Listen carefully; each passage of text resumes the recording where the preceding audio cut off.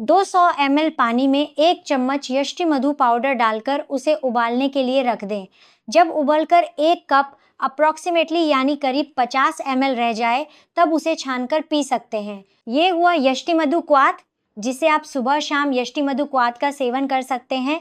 बाजार में कई ऐसी दवाएं हैं जिनमें यष्टि मधु का उपयोग किया जाता है, जैसे लवंग आदि वटी, कर्पूर आदि वटी और सबसे सामान्य यष्टि मधु घनवटी। यष्टि मधु घनवटी इतनी सामान्य है कि जिन लोगों को बार बार खांसी आती है, गले में कफ जैसा महसूस होता है, बोलने में तकलीफ होती है, बोलने से गले में दर्द होता है, वे लोग अपने रोजमर्रा के जीवन में यष्टि मधु घनवटी का उपयोग कर सकते हैं।